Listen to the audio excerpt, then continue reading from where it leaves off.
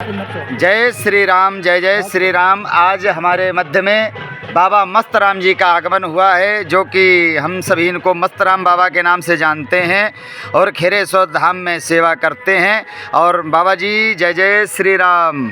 जय श्री राम। बाबा जी थोड़ा आपसे हम थोड़ा जानकारी लेना चाहते हैं। जो वर्तमान में ये जो आज 8 दिन से 10 दिन से बड़ी उथल पुथल मच्छी है, कुछ समझ में ही नहीं आ रहा। शंकराचार्य लोग कह रहे हैं गलत तरीके से हो रहा है, आचार्य लोग कह रहे हैं सब ठीक तरीके से हो रहा है। कोई कह रहा है मोदी को करना चाहिए, कोई कह रहा है मोदी को नहीं करना चाहिए। आपकी 85 वर्ष अवस्था हो चुकी है और आप परम तपस्वी संत के स्वरूप में हैं, भक्त हैं भगवान के।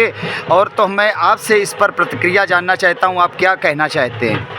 देखिएगा, प्रथम तो मैं ये कहना चाहूँगा, ये मुझे भी मीडिया के माध्यम से और समाज के माध्यम से ये मुझे ज्ञात हुआ है, तो मैंने भी इस पर मंथन और विचार किया है जी कि इस पर कुछ बोला जाए, जी कहा जाए, बिल्कुल कहिए। समाज में कुछ जी उसका असर पड़े। जी। तो मैं प्रथम ये कहना चाहूँगा जी कि अगर हमारे विद्वान किसी ग्रंथ को मानते हैं, किसी धर्म को मानते हैं, धर्म को सभी मानते हैं, हमारे हिंदुस्तान में अनेकानेक लोग रहते हैं, सब अपने धर्म के लिए स्वतंत्र। क्यों कि मेरे यहाँ संविधान में ये उल्लेखित किया गया जी।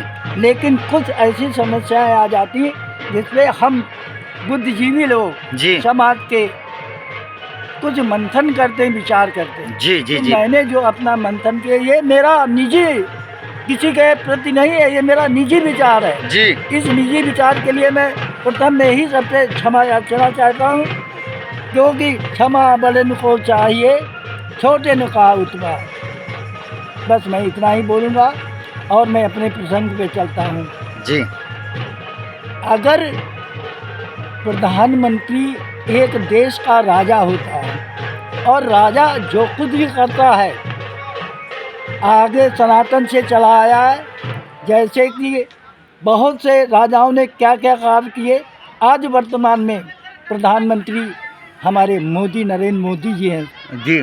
आदरणीय नरेंद्र मोदी जी हैं, और उन्होंने कितने अथक प्रयास करके जी हमारे यहाँ जो कितने सालों से रामलला टेंट में बंद पड़े हुए थे जी और उनके प्रयासों से जी इस और संतों के प्रयासों से जो आज स्थापना होने का समय आया है, जी। यही स्थापना का समय में क्या पहले भी संत लोग ये नहीं कर सकते थे?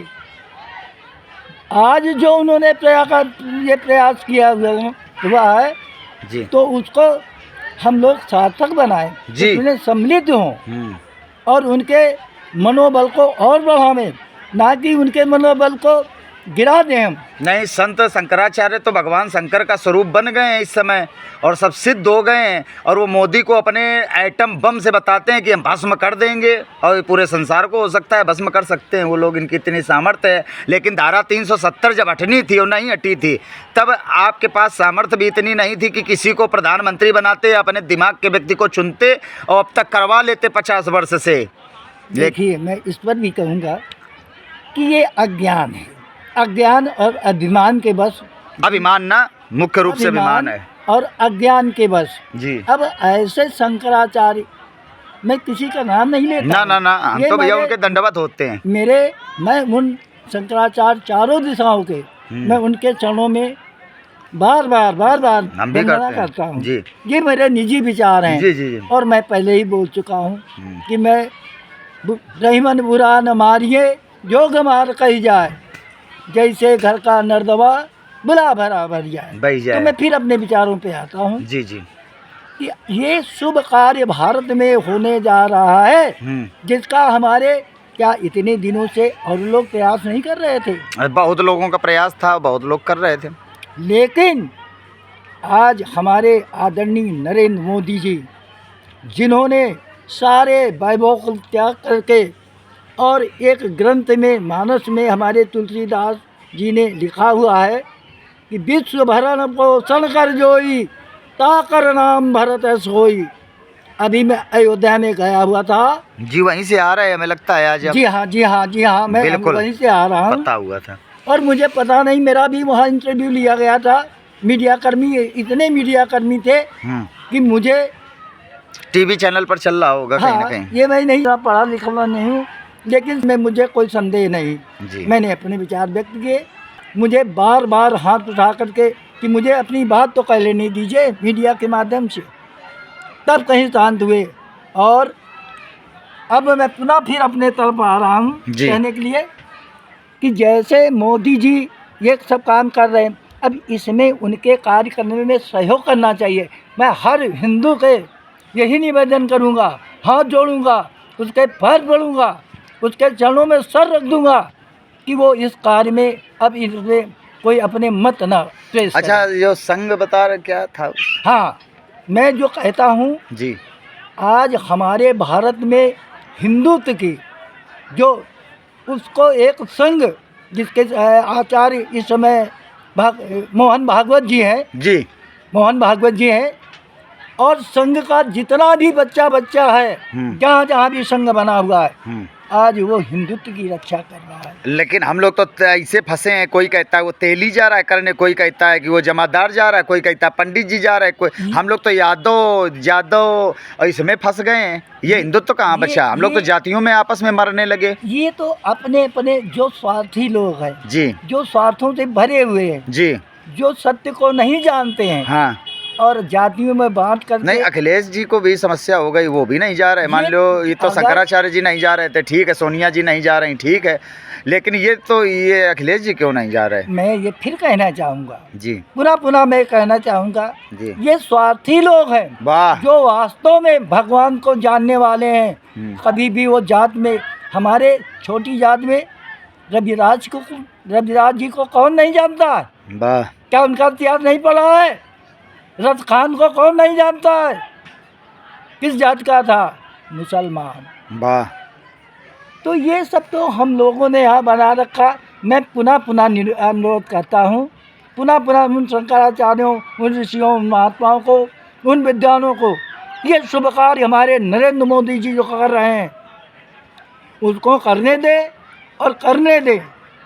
मैं सारी जनता, भारत की जनता, अभी तक हमें ये लग रहा था एटम बम से अगर फूंक सकते थे तो अपने यहाँ इतने आतंकवादी मारे गए, इतने छोटे छोटे बच्चों के। अभी हमारे चौबेपुर में एक घटना घटी है, केवल शादी के उसके 1.25 साल हुए थे, एक छोटी सी बच्ची थी और उसका पति बॉर्डर पर मार दिया गया और गर्भवती थी वो, और पेट में बच्चा, डिलीवरी 1.5-2 महीने के अंदर ही होने वाली ऐसी महिला को मैंने देखा, पूरी प्रॉपर विधिवत अभी जानकारी, और वो कुर्बान हो गया, उसके गोली मार दी गई। अरे एक बार एटम बम निकाल करके थोड़ा इधर उधर फेंक दो। मैं थोड़ा क्षमा चाहता हूँ जी। आप क्वेश्चन इधर उधर मत ले जाए, हमारे भी सब आए। जो मैं चाह रहा हूँ कहना जी, ये शक्तियाँ अगर हमारे इन ऋषि मुनियों में हैं तो हमारे टेररिज्म कैसे भारत में घुस आते हैं? वो क्या बैठे बैठे कर रहे हैं? उन शक्तियों के माध्यम से क्यों नहीं उनको फूंक देते हैं? कुछ नहीं फूंक देंगे। क्यों नहीं ये जो आते हैं आतंकवादी मार दिए? मनोवृत्ति बदलो सबकी। तो आचार्य लोगों से निवेदन है, अगर उनमें ये शक्ति है, रावण के भी तो शक्ति आई थी और वो क्यों विनाश हो गया था? राम की शक्ति क्यों बढ़ी थी? क्योंकि वो पर स्वार्थ में, परहित में अपना जीवन निर्वाहन किया था। गीत गणिका अजामिल जात को अपने हृदय से राम जी सरकार लगाते थे। वो ये नहीं कहते थे कि हम ब्राह्मण होगा तो ब्राह्मण ही केवल पूजा पाठ करेगा, वही हमें स्पर्श करेगा, इसके अलावा और हमारी जात वो तो भिलनी के बेर भी खाते थे। एक चीज आपके क्वेश्चन से फिर निकल के आ रही जी, जैसे आपने ये कहा भगवान राम का आदर्श वो ऋषि मुनि नहीं जो तपस्या कर रहे हैं, जो जान लेते, कभी भी उन आचरणों पे नहीं जानते। इस मानस में राम ने क्या क्या प्रस्तुत किया इस समाज में? पढ़ने वालों ने पढ़ा नहीं, पढ़ तो लिया और पढ़ के डाल दिया, लिया कुछ नहीं, सुन डाला। राम ने हमारे समाज को क्या क्या नहीं दिया है, ये नहीं लोग मंथन करते हैं। मैं चाहूँगा कि हमारी ये ऋषि मुनि उनके आदर्शों चरित्रों का मंथन करें। शिवरी कौन जात की थी? भिलनी थी ना, सबरी ब्राह्मणी थी, तभी तो राम जी उसके यहाँ गए थे। मोदी जी कर देंगे तो वो मूर्ति इतनी अपवित्र हो जाएगी कि वो काम ही नहीं होगा। रही बात विधान की, वो कहते हैं गुंबद रखने का, उसका भी शास्त्रीय प्रमाण प्रस्तुत हो चुका है। लेकिन अब जिसको चिल्लाना है वो चिल्लाए, उसको आत्मिक पीड़ा है मंदिर की अरे कुल भाई मिला मेरे के। से वो प्रश्न करिए जी मीडिया कर्मी जी, जी जो मैं चाहता हूँ आप मुझे भटका रहे हैं, भटकाए मत। जी। तो अब ये हमें बताइए कि राम मंदिर में क्या आप लोग आंदोलन करेंगे, क्योंकि आप भी संत भेष में हैं और आपको मस्तराम बाबा भी कहते हैं, तो आप भी आंदोलन में जाएंगे मूर्ति का प्रतिष्ठा रोकने के लिए? ऐसा संतों के साथ आप भी शामिल हो रहे हैं क्या, सुनिए, शंकराचार्यों के साथ? आदरणीय जी भाई, मैं जी आपका नाम तो नहीं जानता हूँ जी क्योंकि मैं पढ़ा लिखा नहीं हूँ जी और थोड़ा कम पढ़ा लिखा हूँ, जी। लेकिन अगर प्राण प्रतिष्ठा मोदी के द्वारा नहीं कराई गई तो मैं अपने प्राण दे दूंगा। अरे जय हो जय हो जय हो विश्वनाथ ममनाथ पुरारी। क्योंकि सुनिए जी विश्व भरण पोषण कर जोई, ताकर नाम भरता सोई। मैं ऐसे महासंत जो भारत में जन्म लिया है, जिसने अपने जीवन को जिया है और देखा है, सुना है, जाना है, साना है, समझा है, इतने गरीब घर का बच्चा, लोग उनको कहते हैं चाय वाला, चाय वाला। वो क्या जानेंगे रईसों के बच्चे कि चाय कैसे बनती, गरीबी कैसे बनती। आज उन्होंने अपने परिश्रम के माध्यम से, अपने नेतृत्व के माध्यम से आज उच्च शिखर पर बैठे हैं। तो जानते हो किसको नहीं ईर्ष्या होगी, हाय हाय। किसको नहीं ईर्ष्या। मैं अपने ये विचार हैं, जय श्री अगर राम। मैं कुछ गलत बोल गया हूँ बोलिए मस्तराम बाबा की जय, बोलिए गंगा मैया की जय, खेरेश्वर धाम की जय, संत समाज की जय, आदि गुरु शंकराचार्य भगवान की जय।